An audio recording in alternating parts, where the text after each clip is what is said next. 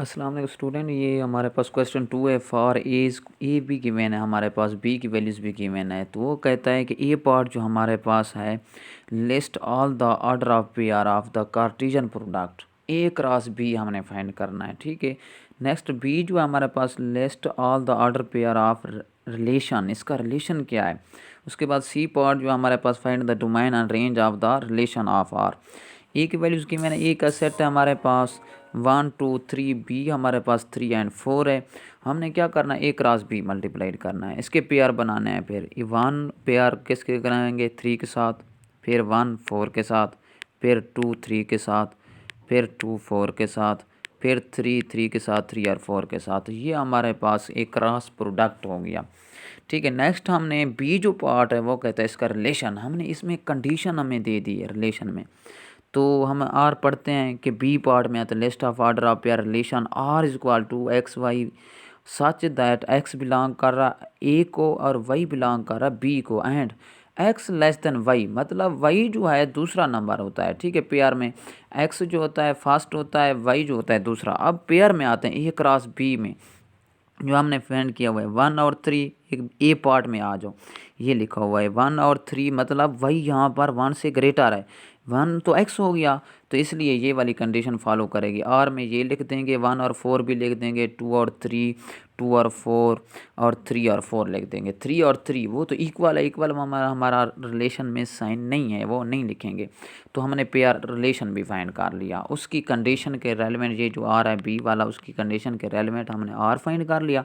उसके बाद यहाँ से उसी की सी जो पार्ट कहता है find the domain of range of relation R की, जो हमने रिलेशन आर फाइंड किया हुआ है उसकी हमने क्या करनी है, डोमेन और रेंज फाइंड करनी है। डोमेन क्या होती है, पेयर के क्या होते हैं, फर्स्ट एलिमेंट जो होते हैं। अब 1 आए, मतलब अब कितनी दफ़ा 1 आ रहा है, 2 दफ़ा आ रहा है। 2 रिपीट दफ़ा नहीं लिखना, एक दफ़ा लिखना है। अब इसमें हमने क्या लिख दिया 1, दूसरा क्या आ गया 2, उसके बाद आ गया 3। रेंज क्या है, सेकंड एलिमेंट्स होते हैं। ठीक है। 3 हो गया, 4 हो गया, 2 एलिमेंट्स थे वहीं आ गया हमारे पास। ये क्वेश्चन हमारे पास 2 कंप्लीट हो गया है। नेक्स्ट क्वेश्चन हमारे पास आ गया 3, solve the linear equation 1/3 x minus 2 है, 2 minus 3 x over 2 is equal to x plus 5 है। तो हम क्या करते हैं, 1/3 वाला और 2 वाला लेफ्ट साइड पे जो है हमारे पास 3 और 2, इसका जो एलसीएम आता है वो 6 आता है, वो हमने ले लिया। तो देखें 2, इसको टेबल में देखते हैं, 3 2 द 6 मतलब 2 आता है। 2 को हमने कैसे मल्टीप्लाइड करना है, जो ऊपर है 3 के है x माइनस 2 के साथ, ये देखो मैंने 2 से यहाँ से मल्टीप्लाइड किया है, प्लस 3 एंड 2, 2 3 द 6, 3 को अब इसके 2 के ऊपर जो नंबर हैं हमारे पास उनके साथ मल्टीप्लाइड करनेंगे। 3 into 2 minus 3 of X is equal to X plus 5 over 6। Right side को हमने कुछ भी नहीं कहा, क्योंकि लेफ्ट साइड और राइट साइड इक्वल आ जाए, अगर सेम आ जाए तो हम कैंसल आउट कर सकते हैं। 6 को कैंसिल कर दिया। उसके बाद हमने 2 को ऊपर मल्टीप्लाइड किया था, 2x minus 4 plus 3 2 the 6 minus क्या आ जाएगा, 3 3 the 9x is equal to X plus 5। ये चीज़ आ गई है। तो हम क्या करते हैं, x वाले एलिमेंट्स हम इधर देखो, 2x है माइनस 9x है, तो 7x बच जाएगा। 6 में से 4 गया तो 2 वाल बचता है। तो हमारे पास इक्वल टू एक्स प्लस 5 है, तो x को हम इधर ले आएंगे, ये आ गया। तो x वाले आपस में ले आएंगे इधर साइड पे, तो 8x आ गया equal to 5 minus 2, constant number इधर ले आया मैं, इधर माइनस हो गया, 3 बच गया, x equal to minus 3 over 8 हो गया। ये हमारे पास नेक्स्ट क्वेश्चन दूसरा कंप्लीट हो गया। क्वेश्चन 4 में आता है, सिंप्लीफाई द एक्सप्रेशन। यहाँ से देखते हैं 125 1/3 इसकी पावर है, और 25 की पावर 1/2 है, 64 की पावर 2/3 है, मल्टीप्लाइड 6 हो रही है, प्लस आ रहा है 8 की पावर 2/3, इस होल के ऊपर माइनस 2/3 है। इसको कैसे सॉल्व करेंगे, हमने 125 की देखते हैं कि ऐसी पावर कितनी होती है, 3 दफ़ा है, क्योंकि 1/3 है। इसको कैंसिल आउट करने के लिए हमने 5 को 3 दफ़ा अगर मल्टीप्लाइड करें तो हमारे पास क्या आता है, 125 आता है, इसलिए 5 की पावर 3 लिख दिए, और 1/3 तो वह पहले से जो है वहीं रख दिया।